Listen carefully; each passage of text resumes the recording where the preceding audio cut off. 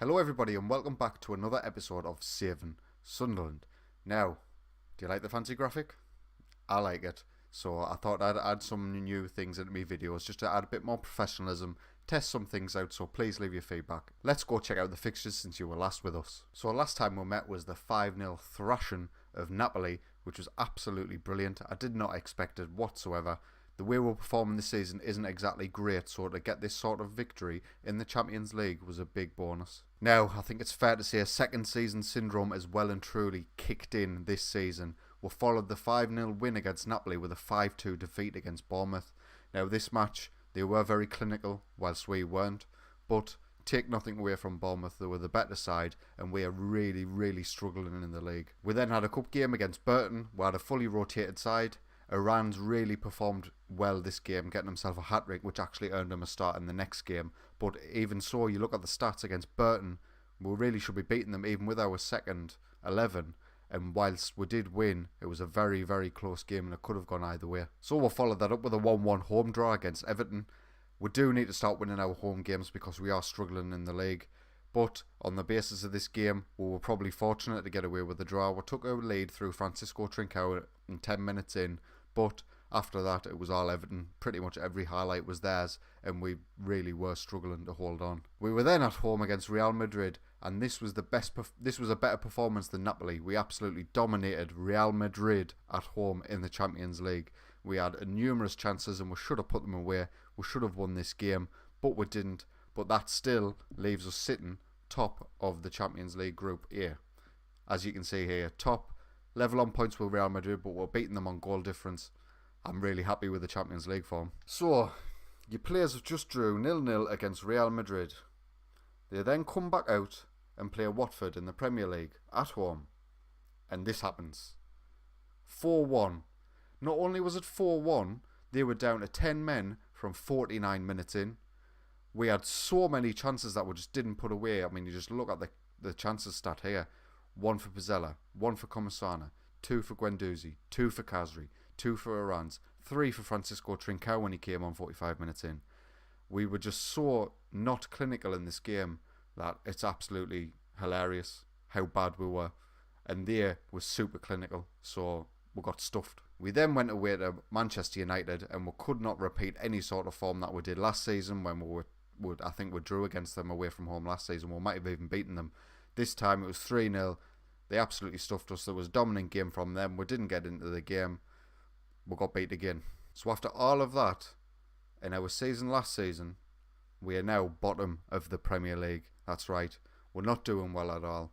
We're doing well in the Champions League, which is great. And to be honest with you, I'd take a poor season in the Premier League if it means having a great season in the Champions League. But the board are getting twitchy. The players have already come to me saying that they're disappointed with the dressing room atmosphere. And you know, in Football Manager, once the morale gets low, it's very difficult to get it back up. So we need a win today. So in today's episode, we're going to be playing Wolfsburg at home in the Champions League. And this is the team that's going to hopefully beat them and cement our position at the top of Group A. So we'll kick off against Wolfsburg.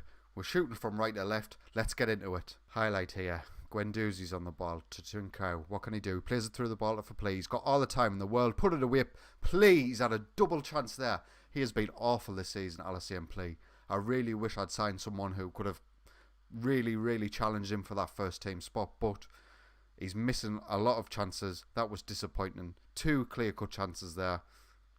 0-0. Highlight for Wolfsburg down this right-hand side. Kazri wins the ball. Now, come on, Plea. Do something. He runs with the ball down this left-hand side. What can he do with it? Can he go all the way? Oh, he can.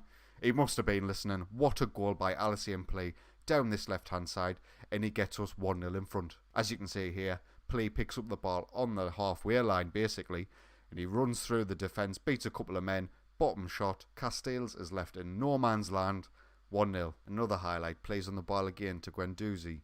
Now, what can he do with it? There's a runner down this left-hand side for Kazri. He hasn't got the pace to catch that. Bruma can mop it up. Yep, Camacho to Arnold. Now, if they can build here, we're in trouble. Bandier down this right-hand side to Arnold back in the centre. They are really playing this around well. We're not closing them down quick enough. We're not marking our men tight enough. There's Christensen in. just to prove us wrong. Kazri down this left-hand side. Can he win it? He can. He's beat his man. Can he beat the keeper? No, he can't. Corner. Kazri to whip it in. Montez. Oh, very, very close to 2-0. Wolfsburg are keeping a lot of the ball, so I'm going to lower this tempo. Corner to Wolfsburg. Back post. 1-1. Oh, the marking was non-existent. That's as simple as a corner goal as you're going to see on Football Manager. Brekalo front post, no man at the back. Maybe that's my fault. Maybe I should be working on my corner tactic, but 1-1. And that's it, half time, 1-1 against Wolfsburg. I'm not too disappointed. We have had a good couple of opportunities which we haven't put away, but as I said, the way we're playing at the minute, we just need a win to get morale back up. Let's go. 16 minutes in, we're going to make some changes. Condition. Pizzella's low, but Kazri's going to come off for Enzo Cabrera. And Guendouzi's going to come off for Harley Johnson.